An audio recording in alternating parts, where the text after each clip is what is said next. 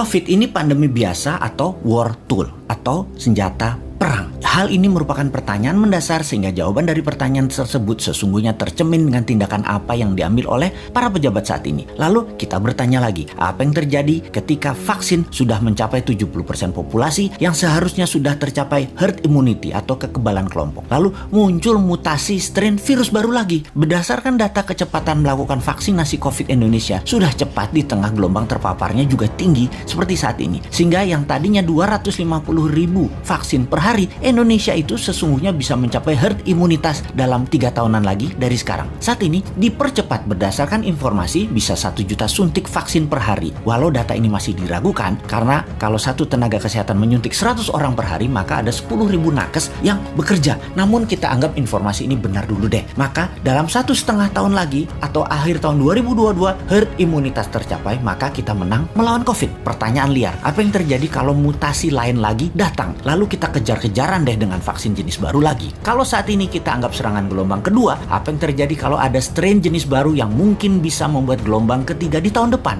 Melihat cara penanganan pemerintah atas COVID yang merupakan virus import dan PCR antigen juga produk import kebanyakan dan masker juga terbanyak barang import, bahkan disuruh 2 lapis lagi sekarang. Lalu vaksin juga produk import. Ini kita tidak boleh berlama-lama seperti ini. Apa nggak kita balik aja sebaiknya? Inilah masa di mana produk lokal, misalnya masker, harusnya merupakan 90% masker yang beredar di Indonesia saat ini adalah buatan lokal. Antigen tes lokalnya harus 100%. Vaksin lokal harus 50%. Atau obat peningkat imunitas yang lokal harus digenjot. Agar kalau virus mutan lagi, kita nggak terus bergantung impor yang akan membuat ekonomi negara digerogoti uang keluar atau flight capital. Sudah cara bernegaranya membatasi uang beredar menjadi tipis di tanah air, uang tadi ditarik keluar dengan berbagai kebutuhan impor dan tunai di tanah air harus hidup dengan pinjaman dolar asing dan yuan. Rupiah kok jadi nggak berdaulat ya? Pastinya karena kebijakannya terlalu impor. Walau bisa terlihat benar karena semuanya dalam keadaan darurat, tapi kalau bernegaranya daruratnya berkepanjangan seperti ini, sebenarnya bisa nggak masuk kategori salah kelola atau mismanagement bernegaranya.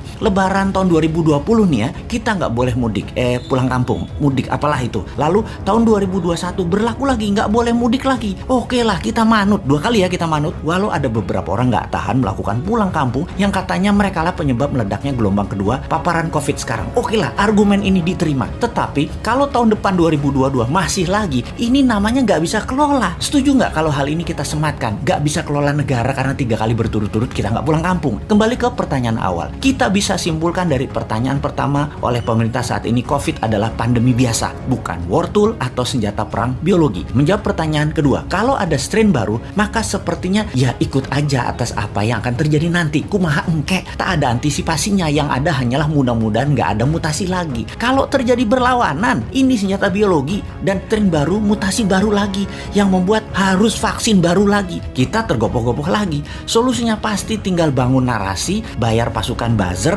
dan pasukan buzzer bekerja keras lagi. Nah, di posisi begini kasihan mereka yang mau jadi presiden tahun 2024 sementara mereka dalam posisi menjabat yang ternyata salah semua pengelolaan pandemi dan ekonominya. Pasti kena imbas negatifnya mereka karena mereka juga bagian dari ketidaktepatan kelola pemerintah pusat dan daerah.